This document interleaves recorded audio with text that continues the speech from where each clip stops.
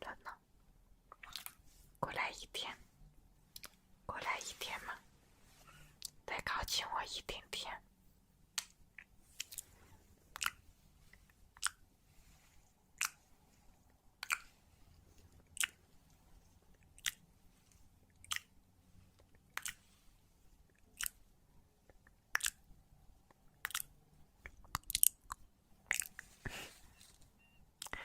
喜欢吗？见到你就超级开心。对了，我今天给你买了个礼物，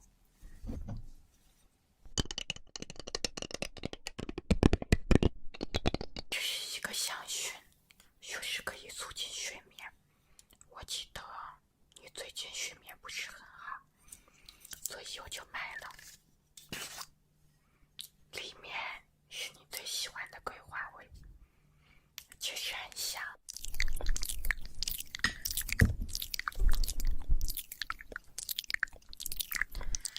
我把它点上，然后哄你睡觉，好不好呀？毕竟你今天也累了嘛。我给你把它点上。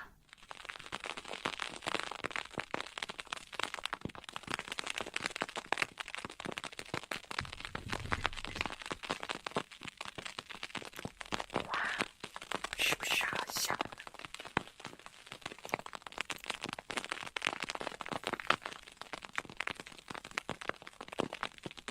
很快，这个味道就会在整个屋子里飘散开来，你会感觉到非常的放松、舒适和安宁。今天的工作和学习都已经完成了，你没有什么需要费心的事情了，只需要静静躺着就好了。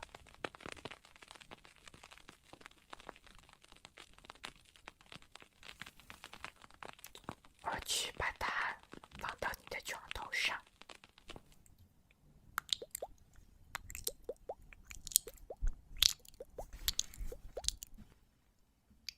宝宝，要睡觉了吗？你看我今天做的这个美甲好不好看呀？人家做了10个小时呢。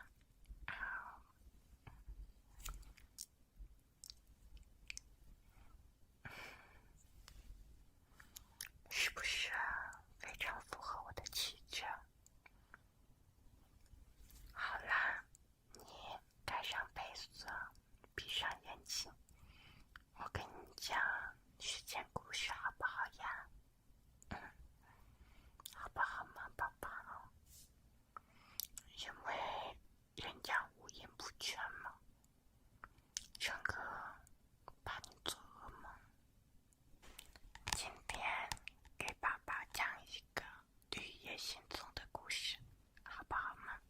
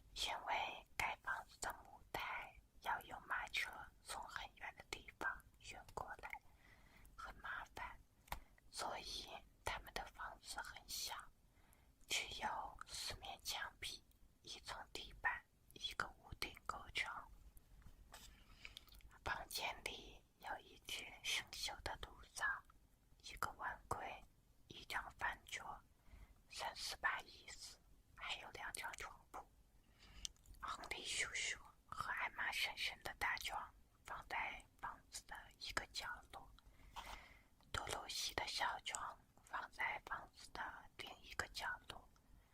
房子里面没有阁楼，也没有地窖，只有一个挖到地面以上的小洞，叫做龙卷风地洞。当狂暴的龙卷风到来时，全家人就要躲进洞里避难，因为龙卷风的威力巨大，能摧毁所有的房子。地板中间有一扇火板门，打开火板门，顺着梯子走下去，就能到达黑漆漆的地洞。多萝西站在门口，举目四望，除了无边无际的灰色草原，什么也看不见。没有一棵树，没有一栋房屋，茫茫草原延绵不绝，直到雨天响起。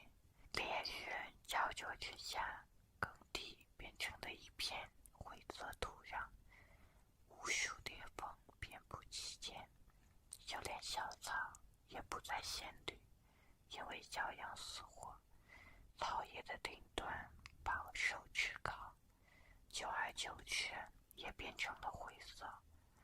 房子外部曾都被粉刷过，但是太阳把油漆晒得起泡，大雨又将油漆反复冲刷。如今的房子也和万物一样灰不溜秋的。艾玛婶婶来到这里定居的时候，还是个年轻又漂亮的新娘。烈日和狂风改变了她的模样，夺走了她眼里的光芒，只留下暗淡的灰色，夺走了她脸颊和嘴唇的鲜活，只留下脆弱的苍白。如今的她骨高憔悴，脸上再无笑容。多萝西是个孤儿，刚来到桃园的时候，她的笑声吓坏了婶婶。每当听到多萝西无忧无虑的笑声，婶婶总会边尖叫边叫喊，边用双手捂住胸口，还会惊奇地看着这个小姑娘，不明白这小孩子为什么这么爱笑。亨利叔叔从来不笑，他从早到晚的劳作，不知快乐为何物。他看上去也是灰不溜秋的，从长长的胡须一直回到粗糙的靴子。他是一个严肃而稳重的人，总是寡言少语的。其实是多多逗得多萝西幻想，让他没有和周围的一切那样变成灰色的。多多不是灰色的，它是一只黑色的小狗，有一身丝滑的长毛，两只黑色的小眼珠在它可爱的小鼻子两侧快乐的扑闪。多萝西很喜欢多多，经常整日陪着它快乐的玩耍。可是今天他们没有玩耍，亨利叔叔坐在门槛上，满脸焦急地仰望着比往日更加灰暗的天空。多萝西抱着多多站在门口，也抬头望了天空。艾玛婶婶则正忙着洗碗。从遥远的北方传来了狂风的低吼声，亨利叔叔和多萝西看见北边长长的草儿在狂风中无助地摇摆，随即南方的天空响起一阵尖利的呼啸声。他们转头望去，只见南边的草儿也荡开了涟漪。亨利叔叔猛地站起来，龙卷风要来了，龙卷风要来了，龙卷风要来了。艾玛他朝妻子喊道：“我得去看看牲口。”说完，他悄地旋着牛马的牲口奔跑去。艾玛深深丢下手里的活，跑到门口。他只看了一眼，就明白危险即将到来。快，多萝西！他尖叫道：“快到地洞里去！”多多挣脱了多萝西的怀抱，躲到了床铺下面。多萝西伸手去捉他，艾玛深深吓坏了。打开地面的伙伴们，顺着梯子往下爬，爬进黑咕咚咚的地洞里。多萝西终于捉住了多多，想赶紧跟着婶婶躲进地洞里。他刚跑到房子中央时，狂风突然怒吼一声，房子剧烈地晃动了起来。